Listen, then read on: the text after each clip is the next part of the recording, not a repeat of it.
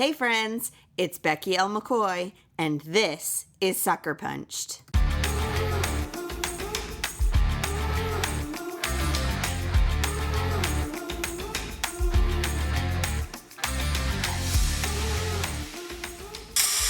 Hey friends, today I'm talking with Amanda Phillips. It's a much longer than usual episode, but I just could not cut it down anymore, so Amanda and I are going to chat for a while in your ears today. But everything she says, as someone who experiences mental illness and who is also a counselor, there's just a lot of wisdom here. So I wanted to be able to share all of it with you. Before we get started, just a reminder, this Saturday is the Brave Together virtual retreat. It's like a retreat or conference, but you get to sit on your couch in your PJs and be part of it that way. So it's going to be pretty awesome. I hope that you can come. Just head to beckylmccoy.com/Brave Together virtual retreat. All right, here's my conversation with Amanda. I am here today with Amanda Phillips, and we met at a writers' conference last year, right? Is that right? We did last summer. Almost like exactly a year ago. So yeah. I was like, it was like exactly a year ago. I was so overwhelmed. My like complete introvertedness was severely challenged that week because there are like thousands of women here at this conference. Yeah. And Amanda comes running over. Really and you were just like, hi, I've been waiting to see you. I've been wanting to see you. And I was like, trying to go through my Rolodex like really fast, but my brain was melting. Yeah. And then you reminded me who you were, and then it was all good. But I was like, yeah, it was awesome. I'm a lot. It's all good. It's all good. I know. I used to be an introvert, if you can even believe that. No, I cannot. Also depression. So that'll do that to you. Well. So let's talk a little bit, explain, this is the mental illness series in the podcast, so why don't you explain a little bit of your different diagnoses, the symptoms, and kind of how your experience might be similar or different and unique to those with the same diagnosis.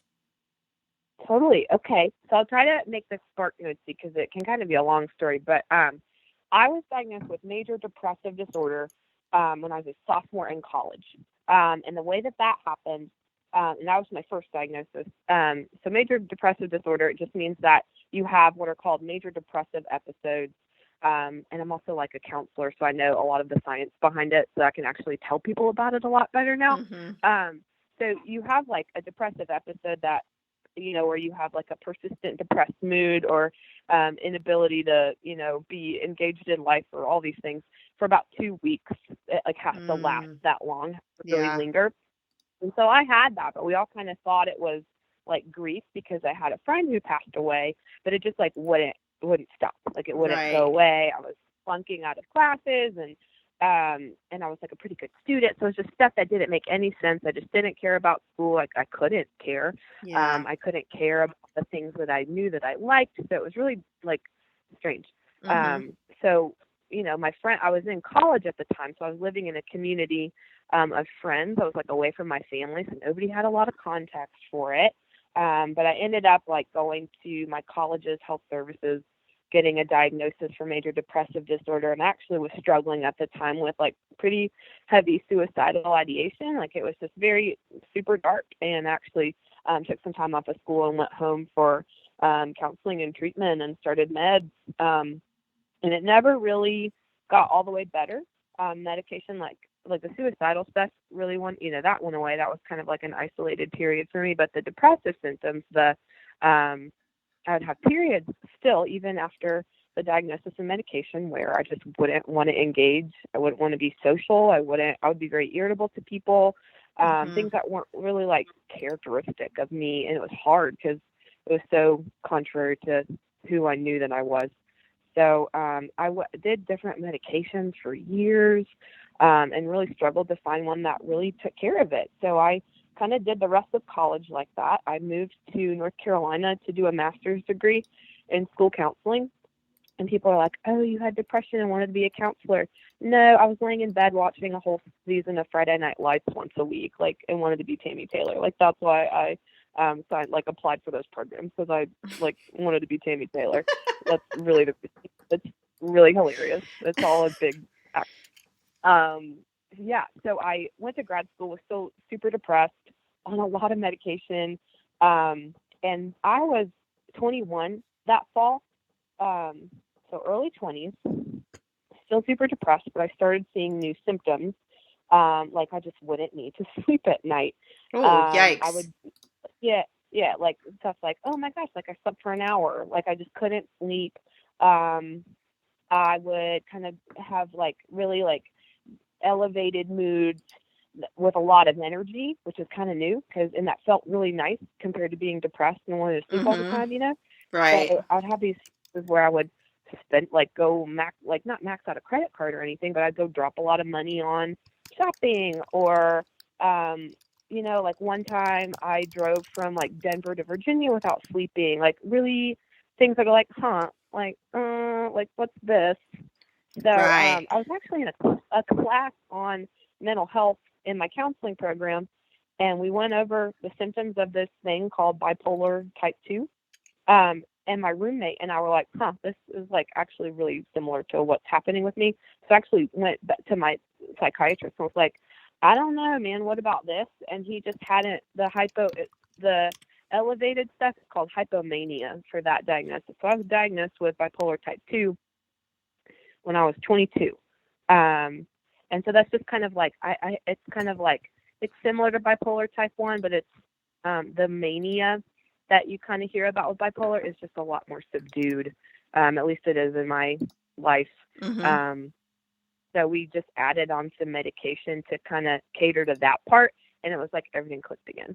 Like I could experience like a normal range of emotions again, and wasn't like depressed and despondent all the time. Like it really, really helped.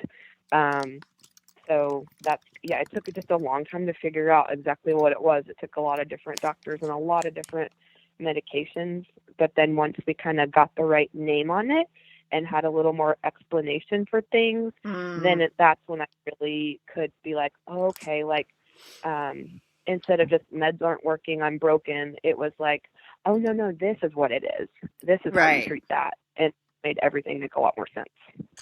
So, how would you say, because I think especially with depression and bipolar, people kind of automatically have a thought in their head that they think they understand what that Oh, means. yeah. Yeah. Oh, gosh, So, yeah. why don't you Yeah. explain like Yeah. what does major depressive disorder and bipolar type 2 look like for you? Yeah. Major depressive disorder. So the thing with major depressive disorder, you're diagnosed with that only if you've never had a manic or hypomanic episode. Like if it's just depression, you're major depressive disorder. But if you have the manic episodes or the hypomanic episodes, you kind of go over to the bipolar type 1 or 2. That to say, with bipolar type 2, which is like my current deal, you still experience bouts of depression. Right. But also you kind of have the up moments too.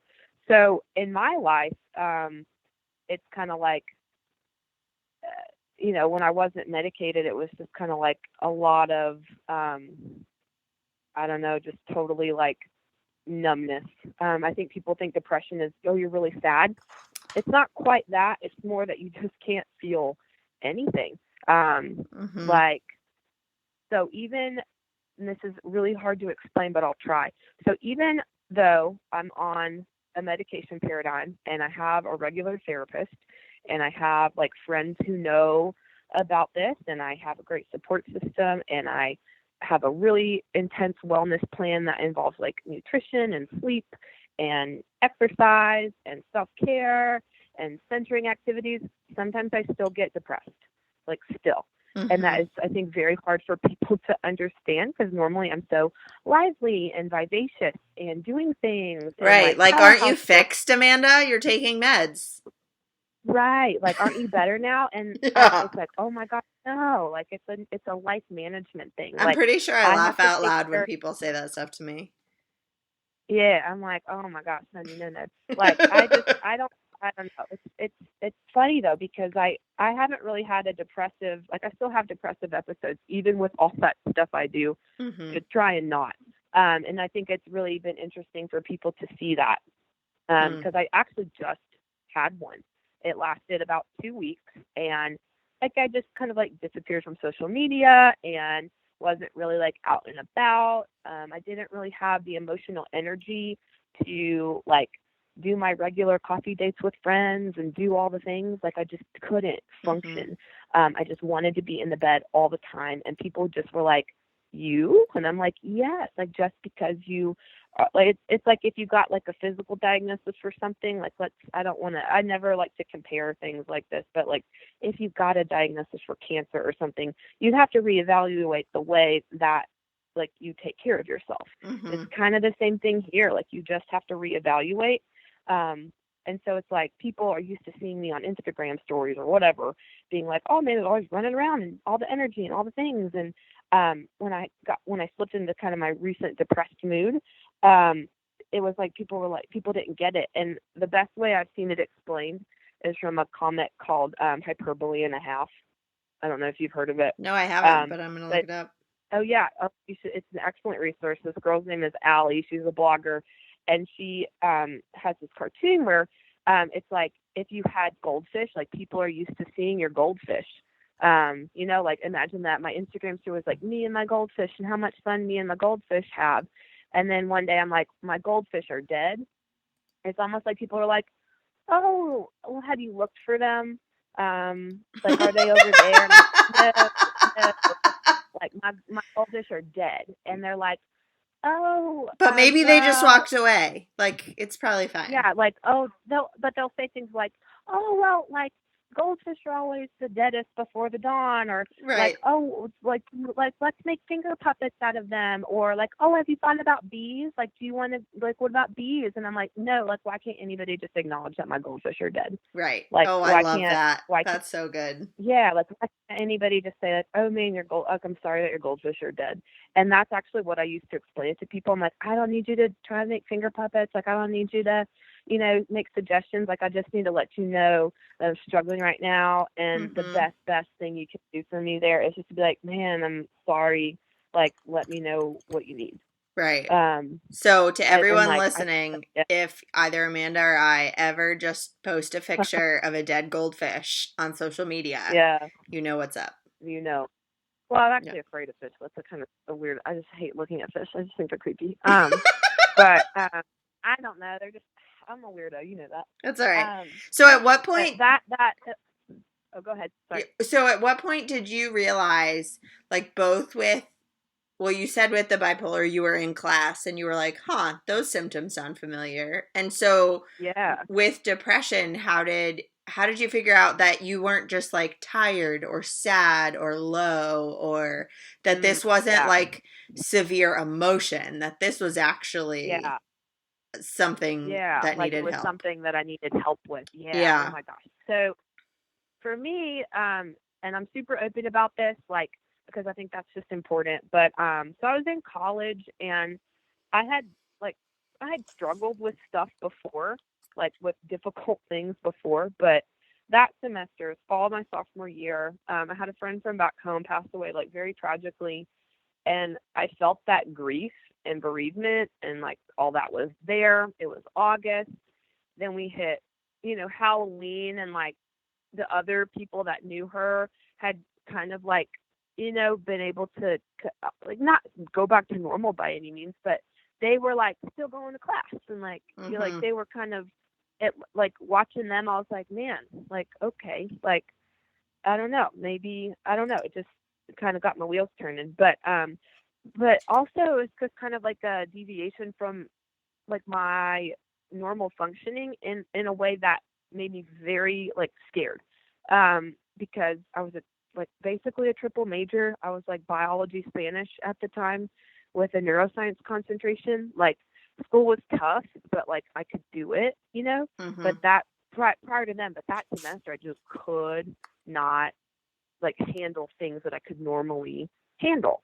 And that wasn't just academics. It bled heavily into my social life. I was a young life leader, and I just didn't. have, like, I knew that I loved that. Like, I knew that I loved being a young life leader. I knew that I loved the high school kids that I got to mentor, but I, like, couldn't, if that makes sense. Like, I knew that that was a thing that I was passionate about, but I couldn't feel that passion. I couldn't feel that passion for anything. So I just stayed in my room and I slept all the time. And I was sitting on my bed with my friend Caitlin, actually. And I was like, man, Kate, like, don't you ever just, like, like, don't you go through Tuesday and you just do the things that you know that you have to do to get through Tuesday so that it can be Wednesday, and then you do that again, and you know what I mean? And she was like, no, like, I don't do that. I'm like, oh, like, so it was kind of like knowing myself and kind of also like context from other people, just kind of putting out feelers like, hey, is this just me?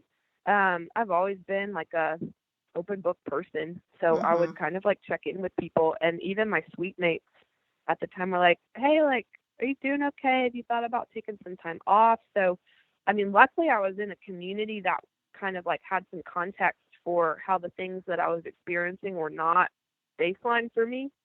And the same thing went with when I got diagnosed with bipolar type 2. And it was kind of like that second diagnosis, I was much more like excited about, because I'm like, oh my gosh, this finally explains it. Right. Like, this finally makes everything make sense. And I was super stoked about it. Yeah. But then I kind of snapped, I kind of like came down from that and realized that, like, when you say to someone that like you have bipolar disorder, whether it's type 1 or type 2, like, that puts a bubble in their head. Yeah. Like, they just, like, it's just part of our society. Like, they make an assumption whether you like it or not, because we make those assumptions about everything. And right.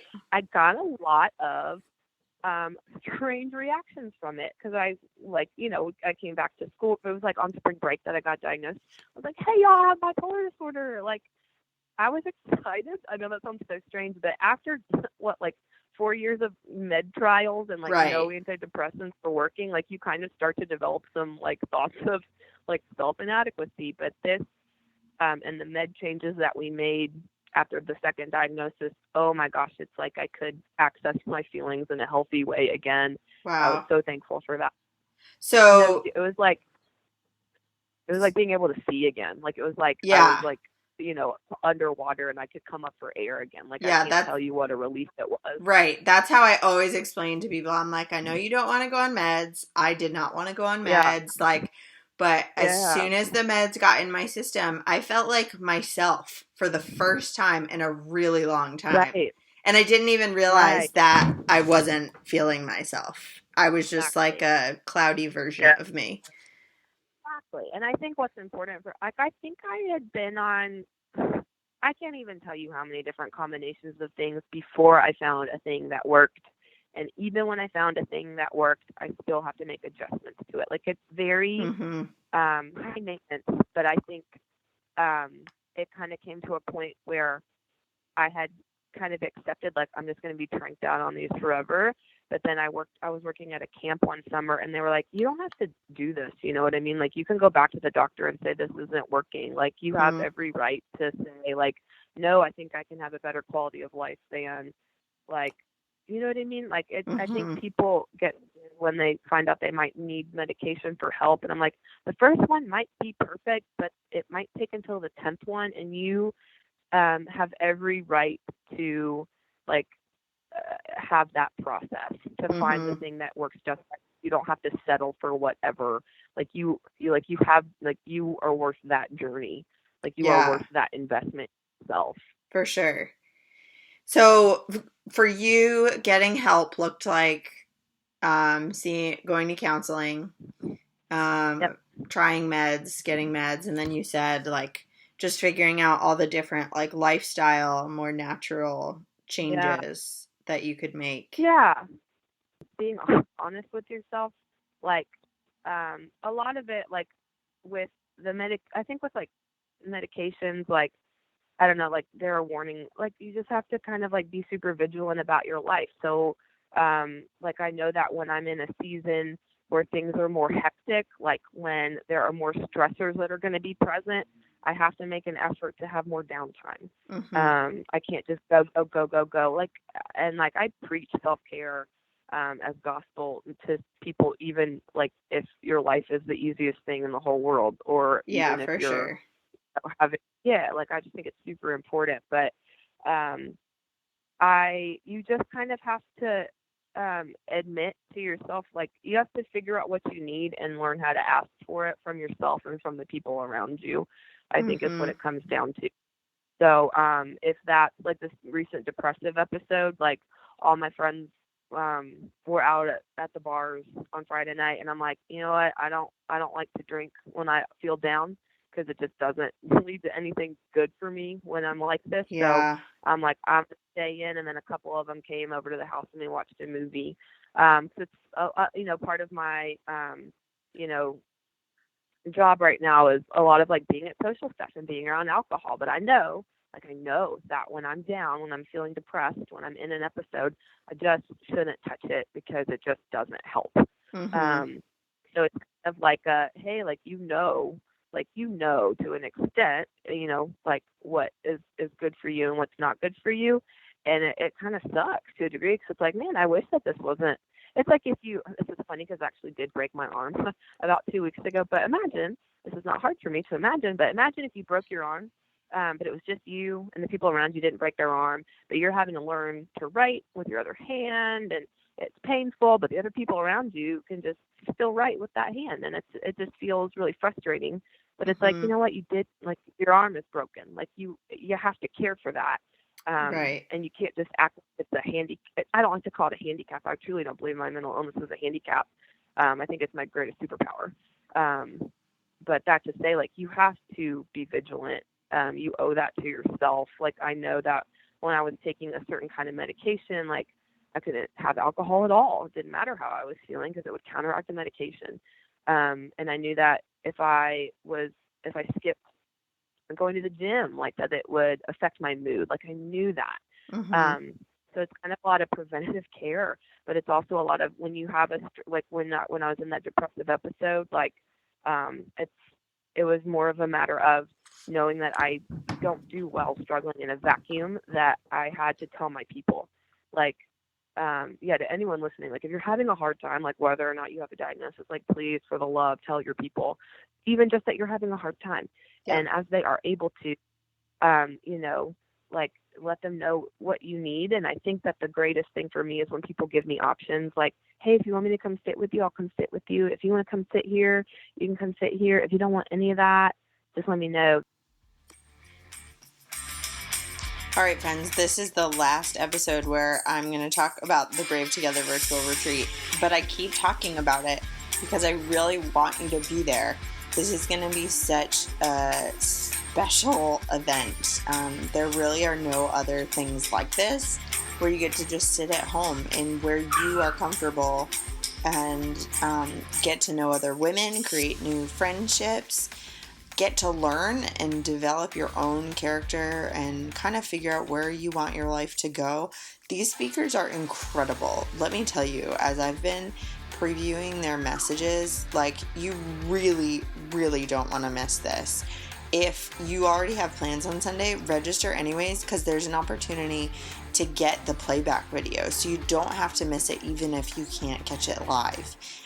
There really are just no excuses to benefit from this really, really great content that these incredible women have to share. I know that at the end of it, as I'm watching the videos, I ask these women to speak, and I'm incredibly encouraged by the end of each of these videos. So if you're feeling kind of in the slump of like whatever's going on in your life, this is exactly what you want to be part of. And it's also really affordable too. So just check it out, beckylmccoy.com/Brave Together Virtual Retreat. I really want you to be there. Every time I see someone has registered, it just, like, I do such a happy dance, because I know that this is going to be a really special moment and probably a turning point in their life right now, because the speakers are so incredible.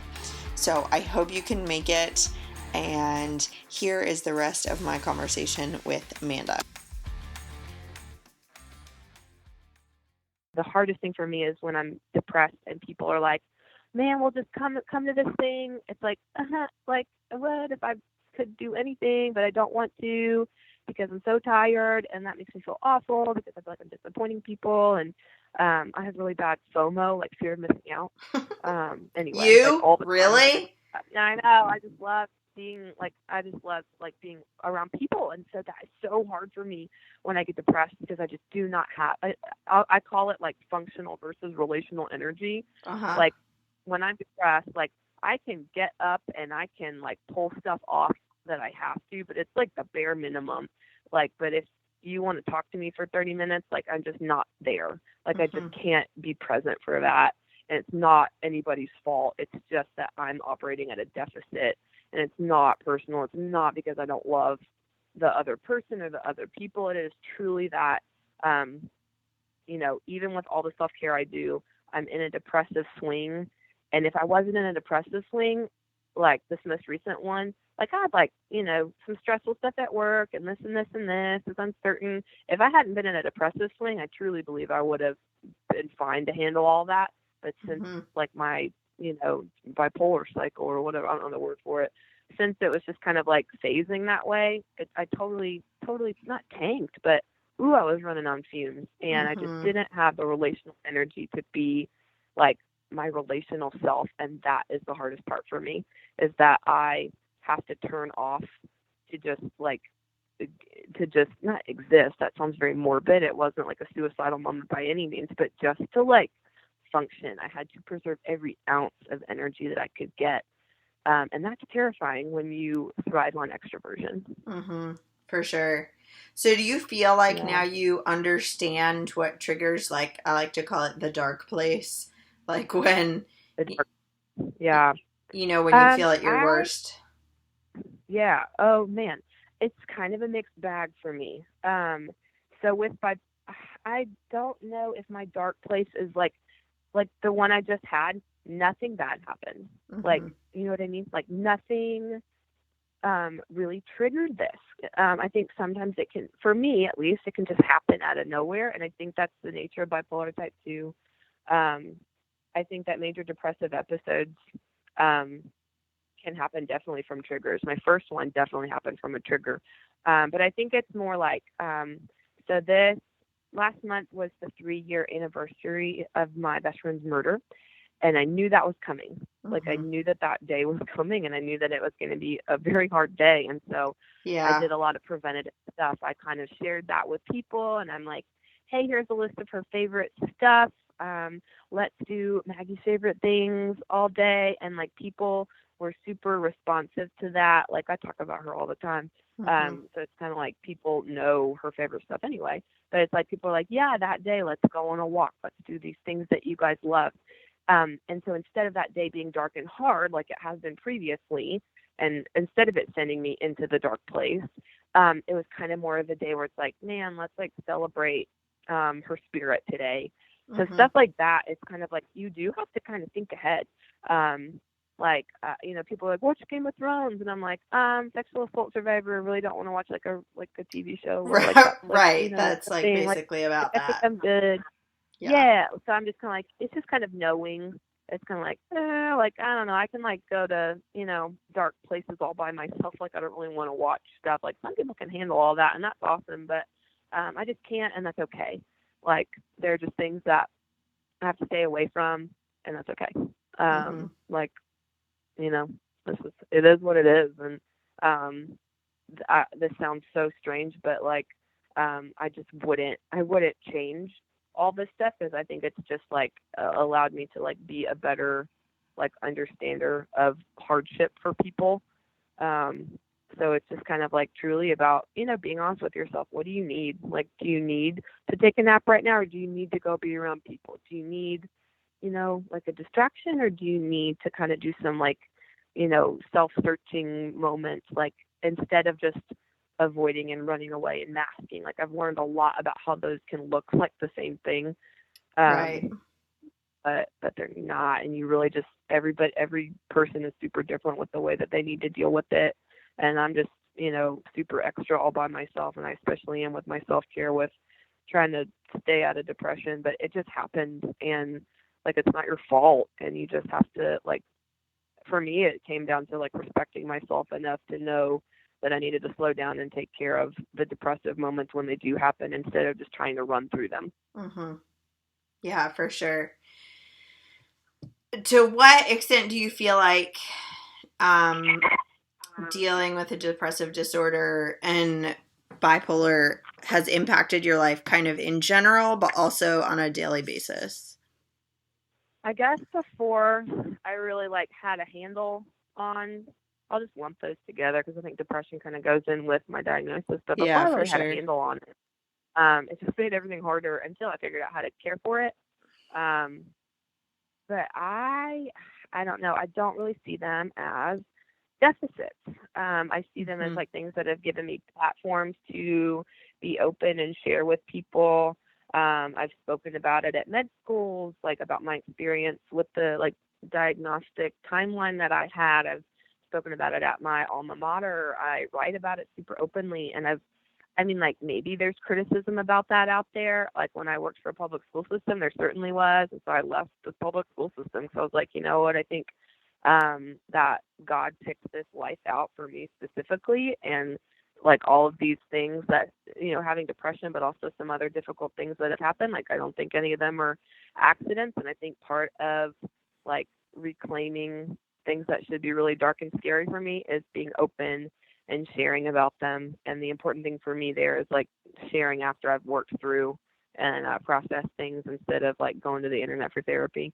Right. But yeah, like it's tough. So I'll kind of say like, hey, I'm struggling, but I won't really say more than that until I've kind of worked through and Right. picked out what I need to learn from that moment. But daily life, like I think it's just made me um, listen, just be a more present presence for people. Like when I say like, how are you doing? Like I mean it. Like I want a whole Mm-hmm. essay. Like I don't just mean like the cute Southern way. I'm I'm like, how are you doing? Like fine. seriously. Yeah. Yeah, like are you fine? Like it's okay if you're not fine. Like so daily and in general, like I think it's just kind of made me focus more on being an open person because I think that invites other people who are struggling to kind of be like, oh my gosh, like me too. I could use some help, and like if I Mm-hmm. can't help them, I try to figure out, a way to link them with someone who can, whether that's just a coffee or like, man, let's go see a therapist, or let's do something else, or let's go to this meeting, or I think it's been a really cool avenue. Like what's that? Like those TV shows about like people who like mediums or whatever. I don't know if this is going to even like work as an analogy, but it's kind of like given me like well I kind of call it like my superpower. Yeah. Like I read this book by Brennan Manning, and there was like a play that he was talking about, and it was this guy went to this well and to a healer and wanted to be healed from his darkness, and the healer was like, no, healing is not for you. And I'm a super spiritual person. For years and years and years I prayed and prayed and prayed, like, God, why is this my life? Like, please, I don't want to be depressed anymore. Like, Yeah. this is awful, this is painful, I hate this is miserable, why would anyone want this? And I prayed and prayed and prayed, and it stayed with me. And later in the play, the guy is walking home, and this dude tracks him down. Is like, hey, I need you to come with me. Like my daughter is in this cloud of sorrow, and she won't listen to anybody, but she'll listen to you. Hmm. And so it kind of talked about how like that experience of darkness is truly a gift. Yeah. And I try to look at it that way, or else it's just too awful. Yeah. Because if like you could just dwell and ruminate on it if you want to, or you could find ways to make it your superpower. They're both a lot of work. You just have to pick which one you want to do. That to say, sometimes, like the last 2 weeks of my life, like I was doing great, and then I was just kind of in the bed. Right. But that's okay. And my job now is to look at that period, pull what I need to glean from it, and try to use it to help people, however that is going to look. Mm-hmm. When you're in the dark place, what do you feel like you need most, or what encourages you most to kind of get through that moment? I guess I need the freedom to say like, hey, I'm in the dark place. Like, and I just kind of do that whether or not I have the freedom to. Yeah. But I just need to let people know because Hannah Bruncher, she's like a friend of mine, an author who lives in Atlanta. She kind of wrote about it once, and she was like, if you tell people that you are out sunbathing on the dock, but really you're down like suffering in the swamp, but they don't know to look for you there. Right. So it's kind of letting people know this is where I am. I don't know how long it's going to last. You know, there you go. And just kind of like, because if people don't know you're struggling, like, how are they supposed to know that you're struggling unless you tell them? Because people aren't mind readers, like they might pick up on stuff, but that's my first step, is just letting people know, and then just the options are what's most helpful. Just kind of like, if you want me to sit, I'll sit with you. If you, if you, instead of people putting pressure, I guess people knowing that, like, you don't have to fix this. Like, you actually can't fix it. Like, you don't need to try and like make it better. You just need to let me know that it's like okay, that that's where I am right now. And just like kind of don't pick, because I think people just don't know what to say. Oh yeah, for or they, sure. or you know what I mean? It's just kind of like, I don't know how to approach this. That's okay. I'm just letting you know this is where I am. Right. But also kind of going back to like, hey, I've been here before, and I've come out of it before. And something that helps me is just like, it's just the nature of my illness that that's going to happen. It's also the nature of my illness that it cycles back out. Right. But like, something I think about is when I was suicidal, I didn't really have that notion that things would cycle back out. And so things that were helpful there were just knowing that there were resources, and knowing that there were people who were willing to like help me do the work it took to get out of it. So I just kind of try to think about it that way. Like, this is just going to be a learning thing for me, but also, you know what, like, it rocks that there were people who were like, oh, you know what, we're going to skip the bars and just come watch like a dumb movie with you, and we don't have to talk at all if you don't want to. Yeah. So thankfully I have like a really stellar tribe of people in my life. My social support system is just incredible. Like I say all the time, like, the algorithm must be off somewhere, but like, don't tell God, because I like it like this. Because it's working. Yeah, I'm just like, how did I get such good people in my life? Because my family I live 3 hours away from any family. And so I think my friends down in South Carolina like know that, and so they swoop in. But I realize that is not the situation for everybody. Like, I'm always thinking about like, I know I've got this like crap diagnosis that was supposed to sideline me or whatever, but like, man, not everybody has the resources that I do, and not everybody has the social supports, and not everybody has a job that they can just take time off if they need to. Like, I'm always thinking bigger. I'm always thinking about like, man, like, not everybody, it's not like this for everybody. And so that always moves me into like advocacy platforms. Like, well, let's find out how to raise money for these things that support people who don't have those organic supports, and let's start a foundation, and like, let's try to change the whole world, because why not? Like, what else am I going to do? Right. So you've said it a little bit, but why don't you summarize, if you were talking to somebody who was struggling, maybe not just with depression or bipolar, but kind of any mental illness kind of situation, how would you want to encourage them through that? Yeah. This is my favorite thing. I would just say, like, you know what? Like, I believe you. Like, I believe that is a real experience for you.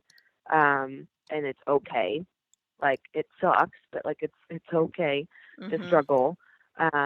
Like, oh my goodness, it is okay to struggle. You don't have to like pretend it's not there, and you don't have to put a bow on it. Some people are not going to understand it. That's okay too, because they just can't. Like, I didn't understand it until I went through it. So do your best to try and find the people who can, you know what I mean? And please don't do it in a vacuum. Like, please just let your people know, and they will understand as best they can. And they might say a lot of things that are not helpful, and you can just say, thank you for sharing. Like, I don't know. But like, just don't, I just don't listen to the voices that try to tell you, like, stuff it, deal with it, suck it up, white knuckle it. Like, white knuckle it was not a therapeutic paradigm that my counseling degrees ever taught. Like, that is that's not like a thing. That's total. Yeah, like, that's actually total crap, and that's actually like part of the problem. So my thing is like, stop white knuckling it. Like, wave the white flag. And like, I have so much urgency on this. Like, I'm probably gonna start crying. Like, I have so much urgency to like try and figure out something where resources and supports are safer to access or more socially acceptable to access. Like, so that's why Yeah. I'm like, hey, I'm going to therapy today. Like, I'm depressed right now. Like, and I'm still like a lot of fun. Like, you can have both. Like, you can have an abundant, full life and struggle with depression. Like, you can Mm-hmm. do both and like thrive. Yep. You're not gonna thrive all the time. Like, I don't thrive all the time. And people like I think are like, whoa, like, okay, like that's like super interesting because people like if you just wanted to see like, oh, I go to a lot of restaurant openings and I have a really cool life. I get to do a lot of really cool things, but I also get really depressed. Mm-hmm. And like it's both. And like, oh my gosh, like it's okay. Like you don't like it makes me mad. I think it's like there are certain, jobs and employment situations where like it's so taboo still. And I'm like, let's find a way to bust up on all that. Like, I don't know, Mm-hmm. like I call myself a troublemaker. Like I'm like, ooh, like I just wanna I don't know, find a way to change the entire world where anybody struggling with anything is just safer and more allowed to struggle because I Mm-hmm. think that's what's going to save and change lives. And that's a very huge mission statement. That's a bad mission statement because mission statements are supposed to be like very directed, like very target. I'm like, well, Right. my target is the whole planet. Like my target is every living, breathing human in the world. Right. So take that. Like, you know what I mean? But like, well, who am I not to? Like, Mm-hmm.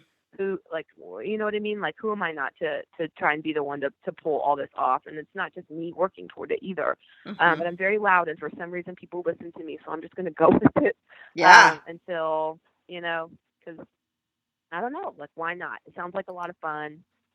It's going well so far, even if it's just me sharing my stuff. But I'm seeing my openness and my own bravery being respected.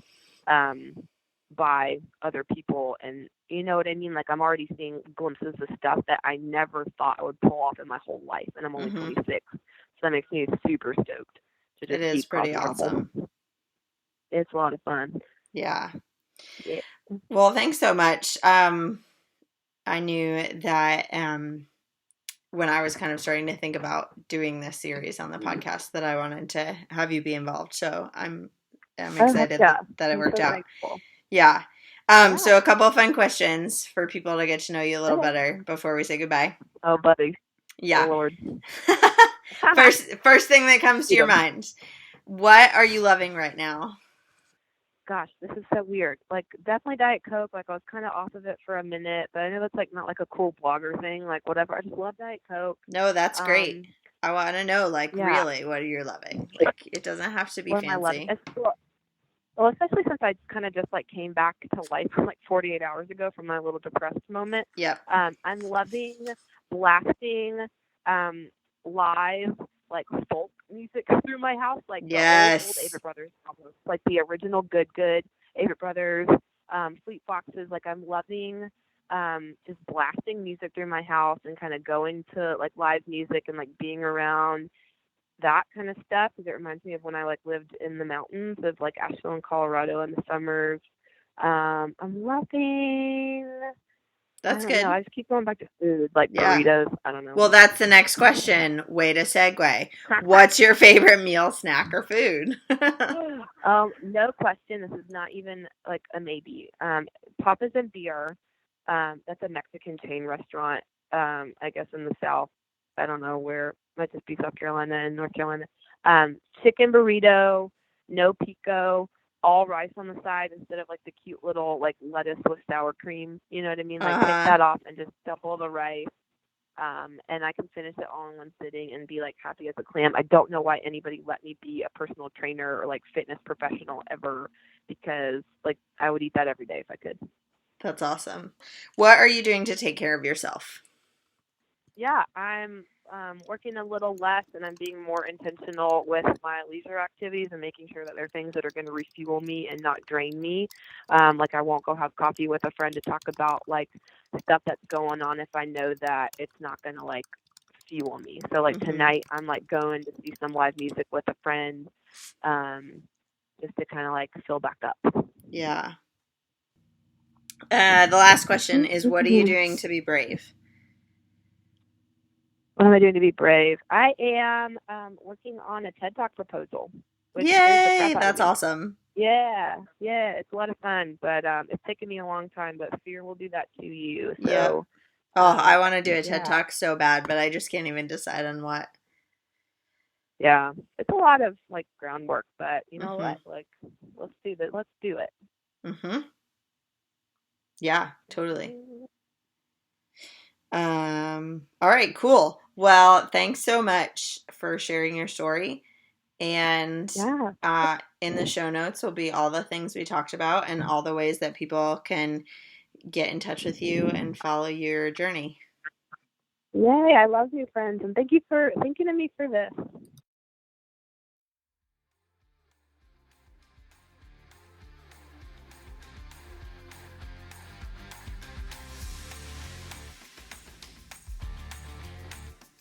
I just love that conversation. First of all, Amanda's hilarious, and um, she totally rounds me out in a lot of ways, if only because of her extrovertedness. And I just love that. I really appreciate how candid she is about so many things and how much wisdom she has from her own experience and as a counselor, too. Um, so I hope that that is really encouraging for you, or maybe there's somebody that you know that would really benefit from that conversation. I am, to be quite honest, not quite sure what episode I'm going to share with you next week. So you just get to be surprised. Until then, find me on social media at Becky L. McCoy. I'd love to get to know you better and interact with you. Join my Brave Together Facebook group, which is where we're getting more conversations about these moments in life that are discouraging or disappointing going. Or find my blog, my website at beckylmccoy.com. I look forward to getting to know you better. Until then, I am sending you virtual hugs and donuts.